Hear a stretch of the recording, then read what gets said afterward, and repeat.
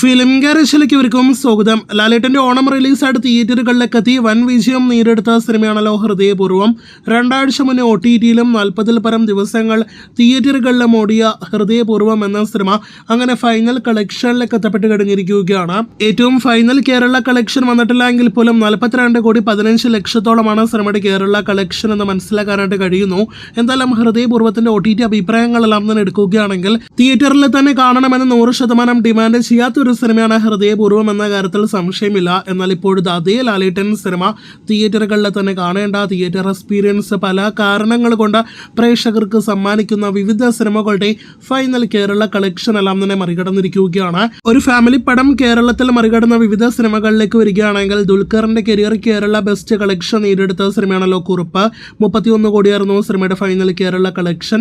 ആ കളക്ഷൻ മറികടന്ന ഹൃദയപൂർവ്വം പിന്നെ മറികടന്നത് കഴിഞ്ഞ വർഷം തിയേറ്ററുകളിലേക്ക് എത്തിയ മമ്മൂട്ടിയുടെ വലിയ ആക്ഷൻ എല്ലാം തന്നെ കണ്ട ബിഗ് ബഡ്ജറ്റ് സിനിമ ടർബോ എന്ന സിനിമയുടെ ഫൈനൽ കേരള കളക്ഷനായ 36 കോടിയായിരുന്നു. ടർബോയുടെ കേരള ഫൈനൽ മാത്രമല്ല വേൾഡ് വൈഡ് ഫൈനലും ഹൃദയപൂർവ്വം നിസ്സാരമായിട്ട് മറികടന്നതാണ്.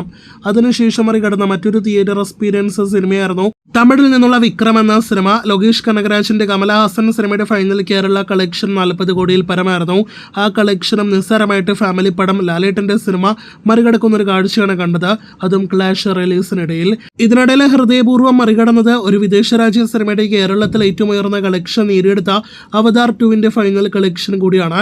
40 കോടിയായിരുന്നു സിനിമയുടെ ഫൈനൽ കേരള കളക്ഷൻ. അങ്ങനെ പല സിനിമകളെ മറികടന്ന ഹൃദയപൂർവ്വം ഏറ്റവും ഒടുവിൽ മമ്മൂട്ടിയുടെ കരിയറിലെ തന്നെ ഏറ്റവും ഉയർന്ന രണ്ടാമത്തെ കേരള കളക്ഷൻ നേടിയെടുത്ത കണ്ണൂർ സ്ക്വാഡിന്റെ ഫൈനൽ കേരള കളക്ഷനും ഇപ്പോഴത്തെ മറികടന്ന് കഴിഞ്ഞിരിക്കുകയാണ്. 2023 സെപ്റ്റംബർ അവസാനം തിയേറ്ററുകളിലേക്ക് എത്തിയ സിനിമയ്ക്ക് ഒക്ടോബർ 19 എത്തിയ ലിയോ വരെ ഒരു അർജുന അശോകൻ സിനിമ മാത്രമേ ക്ലാഷ് റിലീസിൽ ഉണ്ടായിരുന്നുള്ളൂ.